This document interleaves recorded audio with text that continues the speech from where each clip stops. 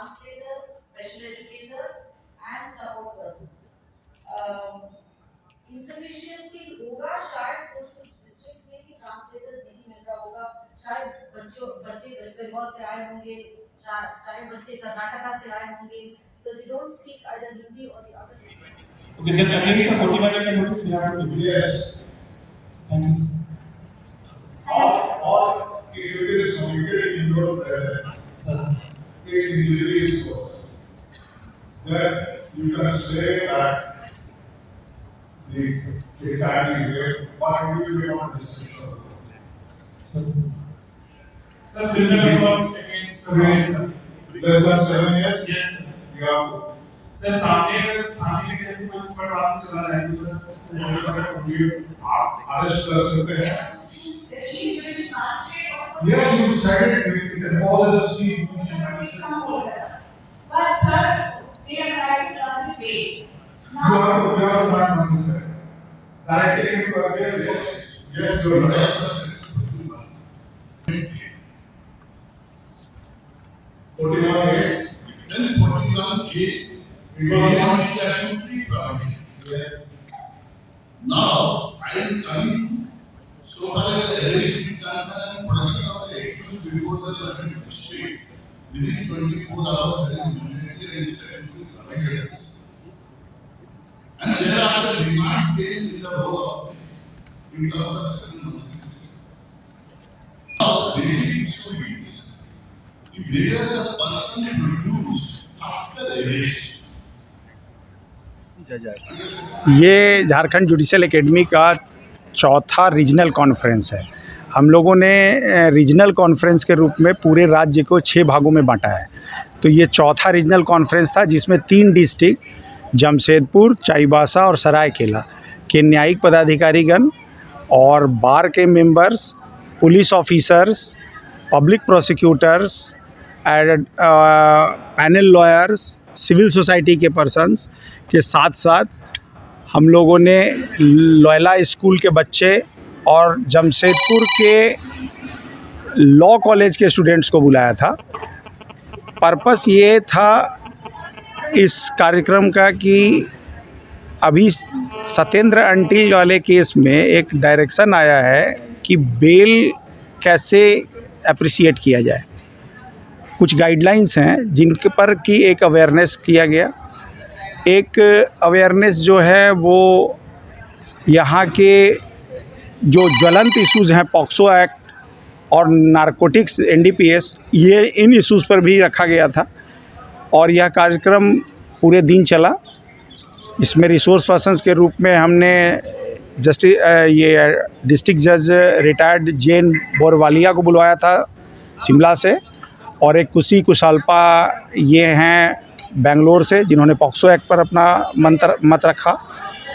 और कार्यक्रम में मुख्य अतिथि हमारे मुख्य न्यायाधीश महोदय थे जो कि आज ऑनलाइन जुड़े थे, और तीनों ही ज़िले के जो मतलब जोनल जजेज हैं हमारे, जस्टिस सुजीत नारायण प्रसाद साहब जो जमशेदपुर के जोनल जज हैं, जस्टिस भेंगरा साहब जो सरायकेला के जोनल जज हैं, और जस्टिस दीपक रोशन साहब जो चाईबासा के जोनल जज थे, उनके साथ साथ जस्टिस अंबुजनाथ सर भी एज ए रिसोर्स पर्सन आए थे जिन्होंने बेल और रिमांड इशूज़ पर अपना ये व्यू रखा, और कुल मिलाजुला के ये कार्यक्रम आज सक्सेसफुल संपादित। अपना परिचय। मैं Rajesh Kumar, additional director judicial academy Jharkhand.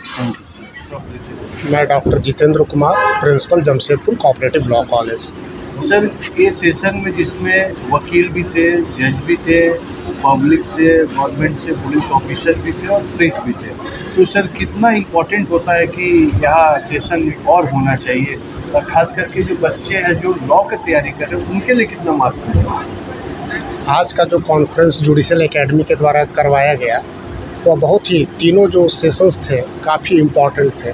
First sessions जो हमारा रिमांड और बेल से रिलेटेड था, तो आज के समय में जब किसी व्यक्ति को अरेस्ट किया जाता है तो सबसे पहले यह माना जाता है कि उसका लाइफ एंड लिबर्टी का वायलेशन है, स्पेशली जब अरेस्ट होता है तो उस समय सस्पिशन के आधार पर अरेस्ट किया जाता है। तो ऐसे सर्कमस्टेंसेस में उसे कितने दिनों के लिए रिमांड में रखना चाहिए और कब उसे बेल देना चाहिए, उसके लिए क्या रूल्स और क्या प्रोसीजर्स हैं, इसके बारे में आज के कॉन्फ्रेंस में हमारे ऑनरेबल जजेस ऑफ द हाई कोर्ट और अदर एक्सपर्ट्स ने काफ़ी अच्छे से सभी को समझाया।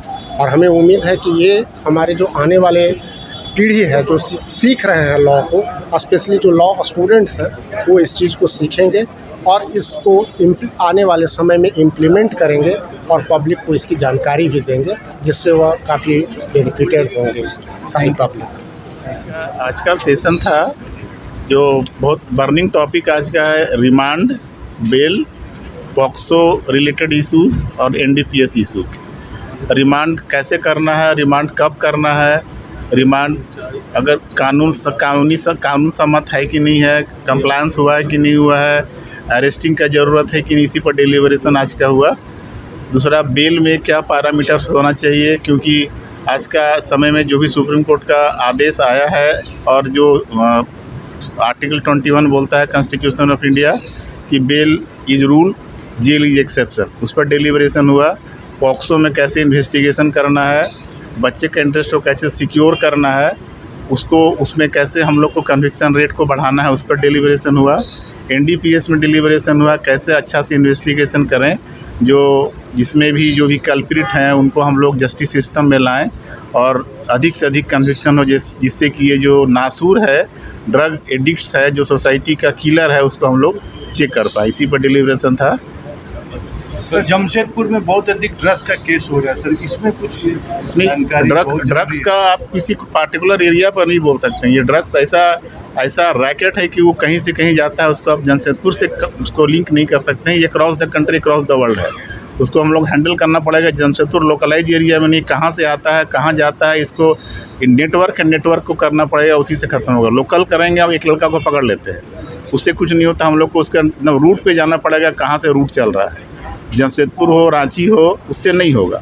रूट में जाएंगे, रूट में पकड़ाएगा, तभी इसका हम लोग कुछ इसमें चेक कर सकते हैं। पब्लिक इसलिए हम लोगों ने इस स्कूल में प्रोग्राम किया कि बच्चे लोग में आए, एक बच्चे जाके फिर 10 बच्चे को बोलें कि इसके क्या क्या हानियाँ हैं, कैसे चेक करना है। और अब जैसे अभी एक टॉपिक उठा कि डिस्ट्रिक्ट पुलिस करता है, नारकोटिक कंट्रोल ब्यूरो है, वो नहीं आते हैं, उस पर भी हम लोग डिलीवरेशन कर रहे हैं कि एनसीबी क्यों नहीं इसमें आया, क्योंकि एनसीबी का ये रैकेट विद इन स्टेट नहीं, इंटर स्टेट है। तो स्टेट अगर जमशेदपुर पुलिस है, रांची जाएगा, लेकिन जमशेदपुर का पुलिस पंजाब जाके रेड नहीं कर सकता, इसलिए एनसीबी बना है कि NCB inter state across the country उसको इन्वेस्टिगेशन कर सकता है। उस पर भी डिलीवरेशन कर रहे हैं, तो उसमें देखते हैं फिर कैसे होता है, क्योंकि झारखंड में एनसीबी बहुत ही अधिक इफेक्टिव नहीं है। लोग को अपने से समझ में आया कि हम लोग को इसका यूज नहीं करना है, रोकने से नहीं होता है, जब तक यहाँ से नहीं रुकेगा तब तक नहीं रुकेगा। तो हम लोग को उसको अवेकन भी करना है कि इसको लेने से क्या हानि है, क्या जनरेशन कैसे बर्बाद होगा, उसको भी हम लोग को पब्लिक को समझाना है कि नहीं लें। चेक तो एक बात है, प्रिवेंशन एक बात है, लेकिन लोगों को समझाना भी है कि इसको लेने से क्या हानि होगा।